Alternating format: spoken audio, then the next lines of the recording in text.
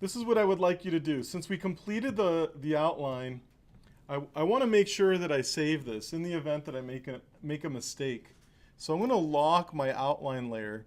And part of the strategies that I've been trying to teach you is to repurpose and keep your original line work. So I want to repurpose the line work and I want to keep it as well. I don't want to have I want to keep an unaffected copy of this.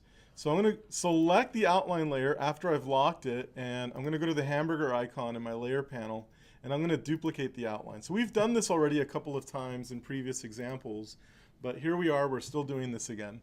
And this next layer, I'm going to call it my LP layer. So this is very similar to what we've done with our cartoon character.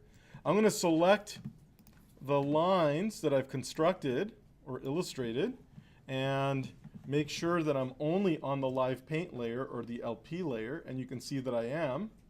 The outline layer is locked and the eye icon is off. So I'm going to go to the object menu and I'm going to select blend, and I'm going to turn, not blend, I'm going to go to live paint and I'm going to turn this into a live paint object by selecting make. So I can see that it's a live paint object, there's the asterisk. And also if I open up the LP layer, I can see that it's a live paint group. And what I want to do now is basically sample the colors that I see on this object. Now, before I sample the colors, I want to ask you a question.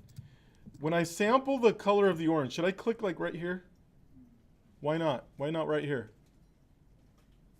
It's a highlight. The majority of the orange is not that color. So I want to sample a portion of the image that sort of captures the area in a general way that's going to be the most effective. So I'm looking really for like a middle value. So I think like here would probably be best. And if I look at this leaf, I'm thinking like right here would be best. And if I'm looking at the stem, well, this one's kind of 50-50, but maybe I'll go with the dark green to start off with, okay? So I'm going to go to my live paint tools, and remember, those are hidden underneath the shape builder. So I'm going to tear this away. There's the live paint bucket. I'm going to go to the live paint bucket, and can anybody tell me the hotkey? What's the hotkey to sample the color? Alt. So I'm going to hold the Alt key, sample this color. Oh, it didn't load. Sample it again, and then drop the orange on it. Sample this color, drop it on the leaf. Sample this color, drop it on the stem. I'm going to zoom in for that little tiny fragment, that little tiny stem fragment right there. Fill that.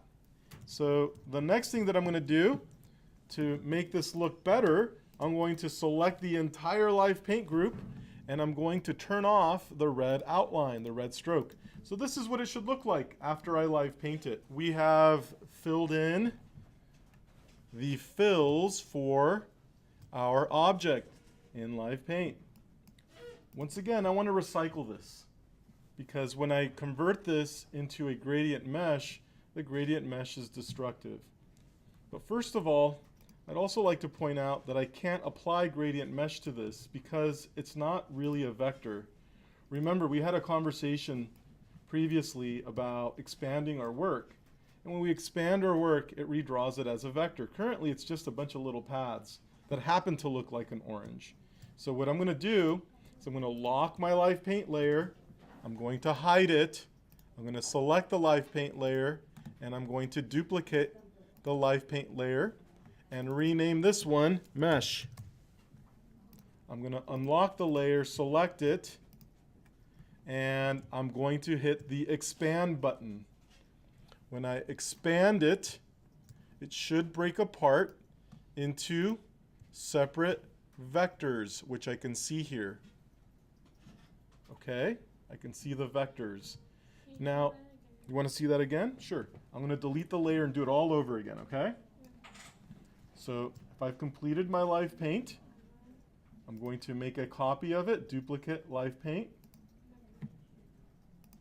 I'm going to rename the copy mesh. I'm unlocking it. I'm selecting the live paint group in that mesh layer, and I'm going to expand it, release it into vectors. So I'm going to hit this expand button right there.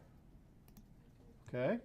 Now, when you expand a live paint group, it releases it It releases it into what? What does it say right here?